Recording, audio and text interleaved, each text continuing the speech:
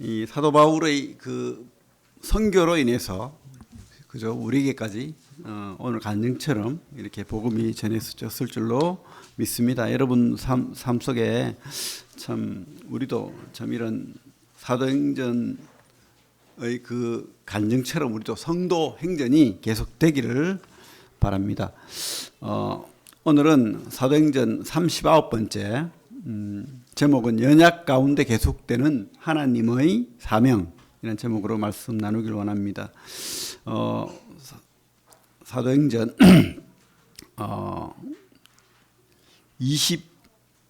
22장까지 우리가 봤었는데 지금 이제 사도 바울이 헌금을 들고 그죠 예루살렘으로 왔습니다. 그래서 사명 감당하려고 약속한 그 이방인들의 선교의 결과로 얻은 그들의 헌물을 예루살렘 굶어가고 있는 그런 예루살렘 성도들에게 구제하려고 이렇게 헌금을 가지고 왔죠.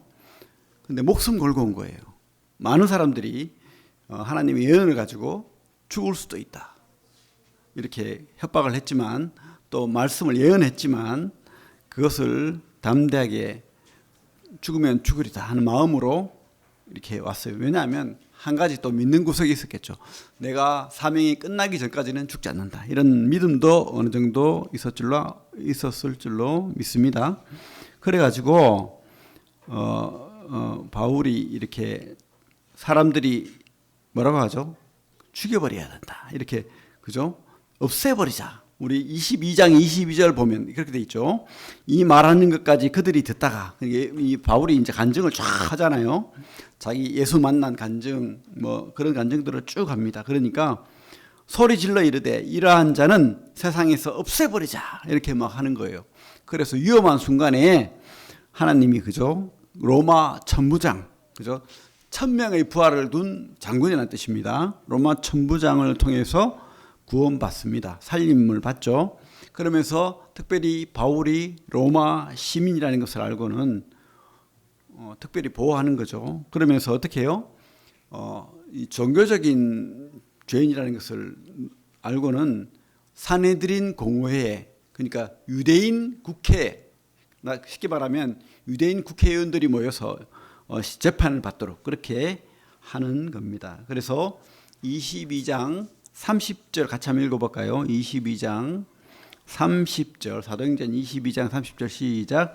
이튿날 천부장은 유대인들이 무슨 일로 그를 고발하는지 진상을 알고자 하여 그 결박을 풀고 명하여 제사장들과 온 공회를 모으고 바울을 데리고 데려가서 그들 앞에 세우니라. 그러니까 이 바울이 기회가 왔죠. 이제 그 산헤드린 그러니까 유대인 국회 한 72명의 유대인 국회의원들 앞에서 착 복음 전하면 되잖아요. 어쨌든 그들에게 나도 당신들처럼 유명한 바리새인이었는데 여러분들 내 말 듣고 복음 들으십시오 하고 그죠? 그렇게 이제 복음 전할 기회를 얻었습니다. 근데 우리가 여기서 깨달아야 될 것은 실수와 또 아니면 꼼수에도 하나님은 어쨌든 함께 하시는 거예요. 여러분 우리 연약합니다. 그죠? 아무리 바울이라도 실수하고 그죠? 두렵고 뭐 꾀를 내고 뭐 그런 거예요. 여러분들이 연약하고 또 뭐 그죠? 실수하고 두려워하고 또 갑자기 뭐 하나님보다는 자기 꾀를 내고 막 그렇게 할지라도 하나님은 여러분들을 놓치지 않는 거예요. 여러분들의 마음이 하나님을 붙잡고 있으면 여러분들이 실수할지라도 하나님은 붙들어 주는 겁니다. 베드로도 그런 실수했죠. 그죠? 그 대사도가 다른 사람들은 다 예수를 그죠? 사람들이 예수를 잡으러 올 때 다 도망갈지라도 나는 목숨 바쳐서 당신을 따르겠습니다 했지만 어떻게 됐죠? 3번 저 예수 나 몰라. 저 나쁜 놈 난 모른다고. 이렇게 했다는 거예요. 진짜로 베드로 나쁜 사람이었어요. 그죠? 그죠? 바울도 그런 겁니다. 바울도 지금 우리 23장 1절부터 5절 같이 한번 읽어보겠습니다. 23장 1절부터 5절 시작. 바울이 공회를 주목하여 이르되 여러분 형제들아 오늘까지 나는 범사의 양심을 따라 하나님을 섬겼노라 하거늘 대제사장 아나니아가 바울 곁에 서 있는 사람들에게 그 입을 치라 명하니 바울이 이르되 회칠한다미여 하나님이 너를 치시리로다. 네가 나를 율법대로 심판한다고 앉아서 율법을 어기고 나를 치라 하느냐 하니 곁에 선 사람들이 말하되 하나님의 대제사장을 네가 욕하느냐? 바울이 이르되 형제들아 나는 그가 대제사장인 줄을 알지 못하였노라. 기록하였을 때 너희 백성의 관리를 비방하지 말라 했느니라 하더라. 여러분 이 문장을 봤을 때에 바울이 대제사장을 알았을까요? 몰랐을까요? 분명히 욕을 했어요. 회칠한 담이여. 이러면 제일 싫어하는 거예요. 유대인들은 시체 만지면 안 되잖아요. 회칠한 담이라는 말은 그 무덤을 보통 이제 벽에다 이렇게 긁어가지고 이렇게 굴을 만들어서 시체를 담아 놓는데 부자들은 가난한 자들은 그렇게 할 수 없잖아요. 그래서 아무데나 막 땅을 파고 묻어놓고 거기다가 X자를 딱 해놓는 거예요. 그러면 이 무덤이다 피해가라. 근데 만약에 그렇게 해놓으면 시체를 넘어가면 부정 타는 거예요. 이거는 율법적으로 큰 그죠? 부정한 자가 되는 거예요. 그러니까 네가 시체 담은 시체통이라는 거예요. 회칠한 담이요. 아주 욕 중에 욕이에요. 우리나라 욕 많죠? 그런 욕과 비교될 수 없는 욕입니다. 이거 어쨌든 주님도 욕을 잘하시고 바울도 욕을 잘합니다. 어쨌든 그죠? 근데 이게 실수입니다. 대제사장은 그죠? 바울이 한 말처럼 그죠? 하나님이 비방하지 말라 했고 아주 그죠? 하나님이 선택받은 사람일 수도 있는데 그런 욕을 했습니다. 알고 욕했다면 그죠? 뭐 누구는 그래요. 이렇게 재판 중에 대제사장이 회의를 주관을 안 하고 딴 사람이 있기 때문에 몰랐을 것이다. 뭐 그렇게 말하는데 많은 사람들은 바울이 눈이 나빴다 원래. 다른 성경에 보면 서신서에 큰 글자로 뭐 썼다는 말이 나오거든요. 그래서 바울이 아마 공부를 많이 하다 보니까 저처럼 안경을 안 끼면 거의 앞에 누구가 서 있는지 모를 거예요. 그러니까 아마 그 안질이 심한 그런 사람이었을 것이다 라고 말합니다. 그래서 대제사장이 옷을 입고 있어도 모르는 거예요. 못 알아봤다는 거죠. 그래서 막 이렇게 욕을 했습니다. 그러면 그죠? 큰일 나는 일을 한 거죠. 그렇습니다. 우리가 아무리 바울이라도 실수하는 겁니다. 여러분들이 실수하든 저도 그래요. 저도 실수할 수도 있고 그래. 여러분 제가 혹시 실수하더라도 용서해 주십시오. 그죠? 여러분들이 실수하더라도 하나님 근데 다 용서하십니다. 하나님 앞에 우리가 회개하고 나아가면 그런 용서를 받을 수 있는 거예요. 바울은 의도적으로 하지 않았을 것 같습니다. 어쨌든 눈이 나빴기 때문에 그렇게 이렇게 욕을 하고 그렇게 했을 줄 압니다. 근데 어쨌든 이게 사도행전 누가가 썼잖아요. 누가가 보면 예수님의 행적도 그렇고 바울의 행적도 그렇고 아주 이렇게 일맥상통하게 비슷하게 이런 바울의 삶도 예수님의 삶을 따라간다는 것을 은연중에 이렇게 보여주는 것 같아요. 그죠? 그런 모습들이 비칩니다. 약간은. 그래서 어쨌든 바울은 실수를 하는 사람이었다는 것을 여러분 기억해 주시고 또 바울이 갑자기 이렇게 욕을 하고 실수를 하거나 한 다음에 딱 보니까 언뜻 이 모면할 수 있는 기회가 생기는 거예요. 어떤 지금 자기가 위급하잖아요. 사람들이 자기를 죽일 수도 있잖아요. 그런 상황에서 복음 전할 수도 없겠구나 하는 생각이 들었고 위급한 상황에서 이제 꾀를 내고 있습니다. 6절부터 10절까지 한번 읽어보겠습니다. 6절부터 10절 시작. 바울이 그중 일부는 사두개인이요 다른 일부는 바리새인인 줄 알고 공회에서 외쳐 이르되 여러분 형제들아 나는 바리새인이요 또 바리새인의 아들이라 죽은 자의 소망 곧 부활로 말미암아 내가 신문을 받노라. 그 말을 한즉 바리새인과 사두개인 사이에 다툼이 생겨 무리가 나누어지니 이는 사두개인은 부활도 없고 천사도 없고 영도 없다 하고 바리새인은 다 있다 함이라. 크게 떠들세 바리새인 편에서 몇 서기관이 일어나 다투어 이르되 우리가 이 사람을 보니 악한 것이 없도다. 혹 영이나 혹 천사가 그에게 말하였으면 어찌하겠느냐 하여 큰 분쟁이 생기니 천부장은 바울이 그들에게 찢겨질까 하여 군인을 명하여 내려가 무리 가운데서 빼앗아 가지고 영내로 들어가니라. 그죠? 무서움을 느꼈는지 아니면 복음 전할 상황이 안 됐는지 모르겠지만 이렇게 꾀를 내 가지고 딱 보니까 사두개인, 바리새인 두 무리가 있는 것 같아요. 근데 바리새인들은 부활을 믿어요. 죽은 사람이 부활할 수 있고 영도 있다 이렇게 믿는데, 사두개인은 죽으면 그뿐이고 흙이 되고, 그죠? 우리 여호와의 증인처럼 뭐 그렇게 되고 끝이지 뭐가 있겠어. 옛날 이단이 지금도 있는 거예요. 사두개인들은 그렇게 생각했다는 거예요. 그래서 이 땅에서 잘 먹고 잘 살면 되지, 끝. 그죠? 성경 안 믿는 사람들이 대충 교회 다니고 목사하고 다 하지만 성경 안 믿는 사람들이 그렇게 생각합니다. 그죠? 이 땅에서 착한 일하고 잘 먹고 잘 살다가 죽으면 끝. 지옥도 없어, 천국도 없어. 그러면 얼마나 좋겠어요. 아닙니다, 여러분. 바울이 믿는 믿음이 맞아요. 죽으면 지옥도 있고 천국도 있고 또 믿는 자들에게는 부활도 있고 영원한 영생도 있는 것입니다. 그런데 바울이 복음 전하려고 이발했는 거 아니에요. 그죠? 맞죠? 싸움 붙이려고. 그래가지고 자기가 모면하려고. 어찌 생각하면 처음 생각했던 것처럼 복음 전할 수 있는 가장 좋은 기회였어요. 맞죠? 근데 복음 전하지 못하고 갑자기 실수를 하고 꼼수를 쓰고 막 이러고 있는 거예요. 지금 바울이. 그럴 수 있다는 거예요. 아무리 훌륭한 바울이라도 인간입니다. 연약하니까. 그래서 여러분 생각해 보십시오. 이 성경에는 그런 말씀 다 없지만 우리가 상상력을 좀 동원한다면 그날 밤에 목숨은 구했지만 얼마나 낙담했을 수는 있잖아요. 내가 하나님 사명을 감당하지 못했나? 내가 죽더라도 그들 앞에서 당신을 증거하고 예수를 증거하고 복음을 드러내고 예수 믿지 않으면 지옥이야 라고 말하고 그렇게 했어야 되지 않나?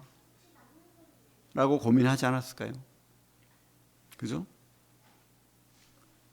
하나님은 이런 실수하고 꾀를 내고 또 낙담하는 사람들에게도 하나님께서는 또 다른, 그가 하나님 앞에 붙어 있다면 다시 이렇게 세워줍니다.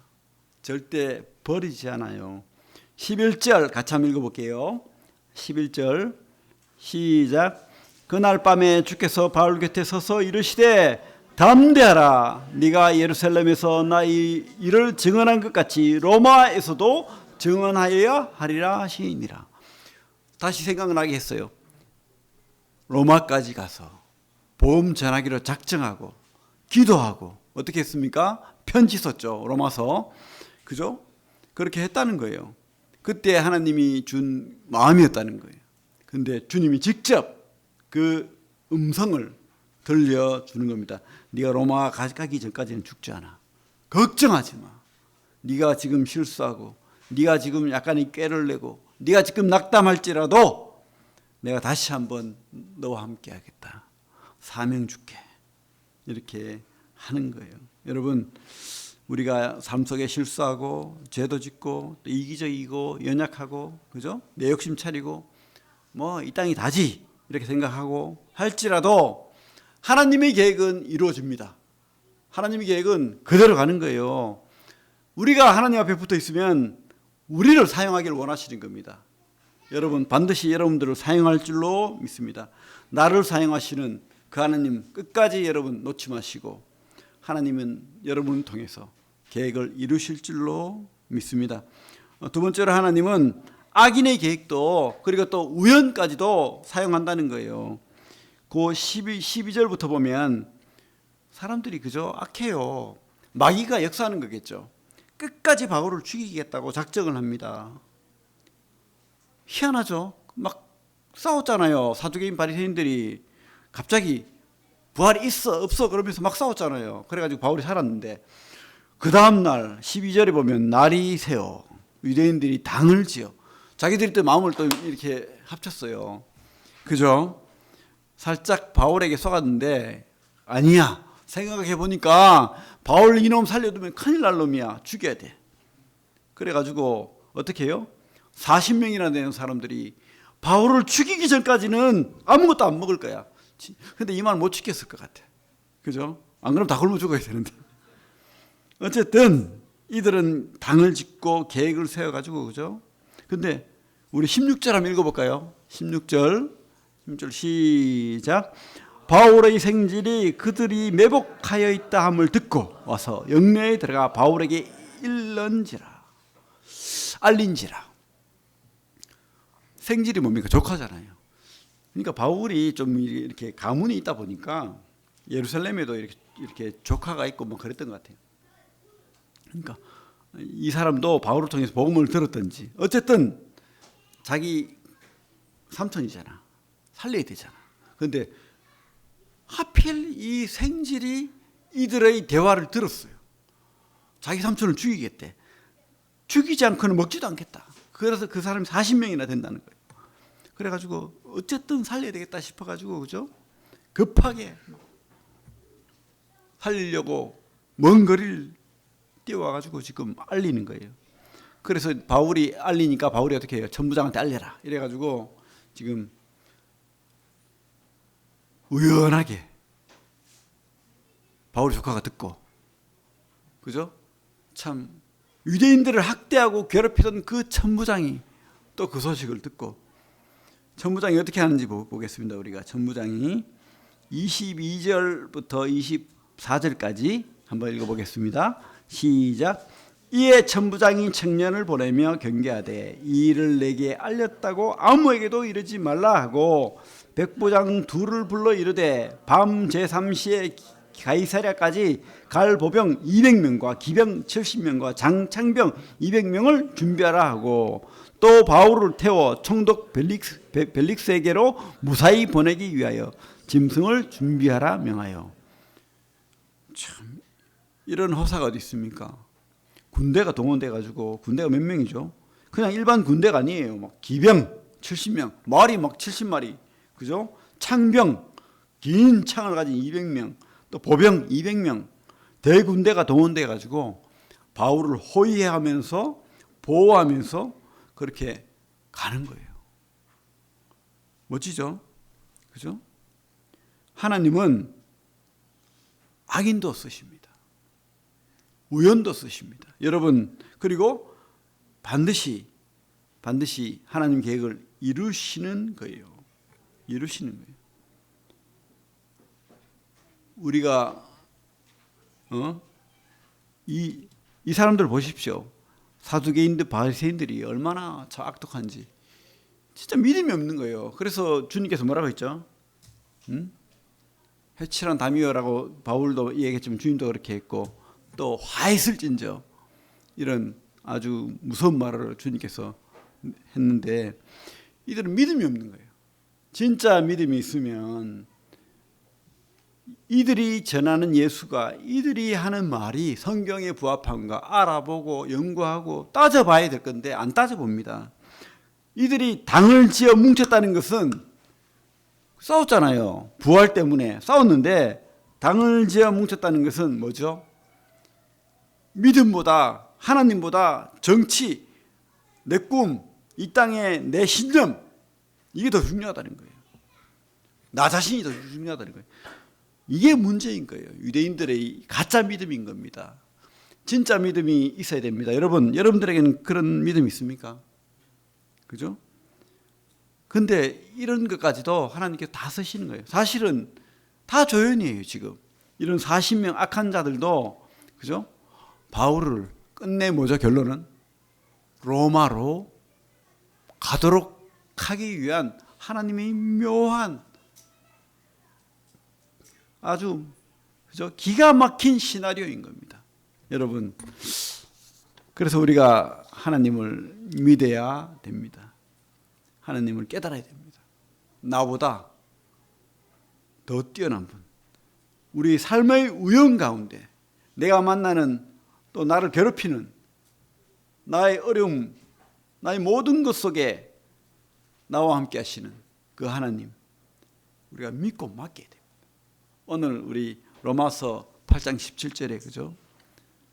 우리 예배 시간에 누가 읽었는데 우리가 받을 영광뿐만 아니고 우리 성도는요 고난도 함께 받아야 된다는 거예요. 주님의 고난도. 우리가 그것을 믿고 확신하고 흔들리지 말아야 됩니다. 그래서 우리가 오늘 진짜 깨달아야 될 말씀은 위로의 주님, 섭리의 주님, 능력의 주님을 우리가 믿읍시다. 우리 12절 다시 한번 읽어볼게요. 12절 시작. 날이 샘에 유대인들이 당을 지어 맹세하되 바울을 죽이기 전에는 먹지도 아니하고 마시지도 아니하겠다. 죄송합니다. 11절 읽어야 됩니다. 죄송합니다. 11절 시작. 그날 밤에 주께서 바울 곁에 서서 이르시되 담대하라. 내가 예루살렘에서 나의 일을 증언한 것 같이 로마에서도 증언하여야 하리라 하시니라. 여러분, 이 위로의 주님 아닙니까?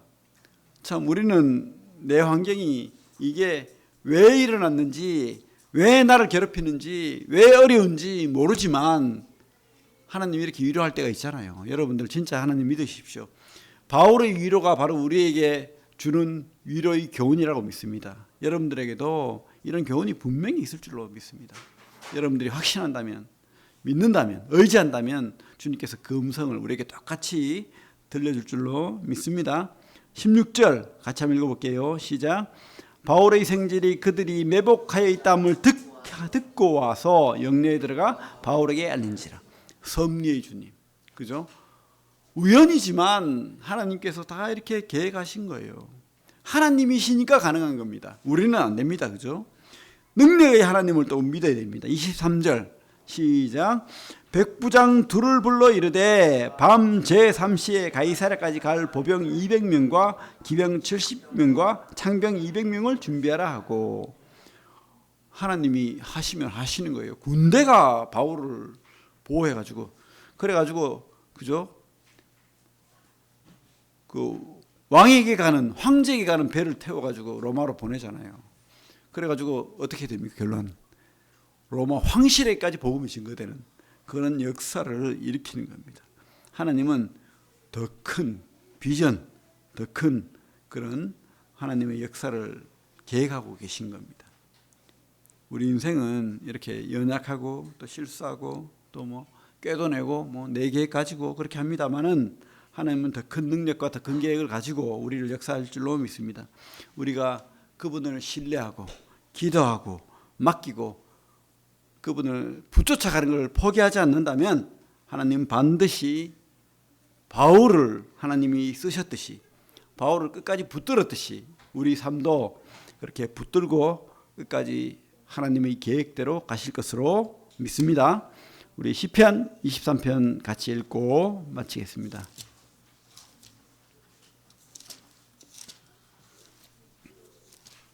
바울의 그 상황을 생각하면서 또 우리의 상황을 이렇게 빗대면서 한번 시편 23편을 읽고 마치겠습니다. 시작. 여호와는 나의 목자시니 내게 부족함이 없으리로다. 그가 나를 푸른 풀밭에 누이시며 쉴 만한 물가로 인도하시는도다. 내 영혼을 소생시키시고 자기 이름을 위하여 의의 길로 인도하시는도다. 내가 사망의 음침한 골짜기로 다닐지라도 해를 두려워하지 않을 것은 주께서 나와 함께 하심이라. 주의 지팡이와 막대기가 나를 안위하시나이다. 주께서 내 원소의 목전에서 내게 상을 차려주시고 기름을 내 머리에 부으셨으니 내 잔이 넘치나이다. 내 평생의 선하심과 인자심이 반드시 나를 따르리니 내가 여호와의 집에 영원히 살리로다. 아멘. 다윗도 바울도 주님의 영원한 집에 지금 거할 것으로 믿고 우리가 언젠가 만날 것으로 믿습니다. 기도하겠습니다. 하나님,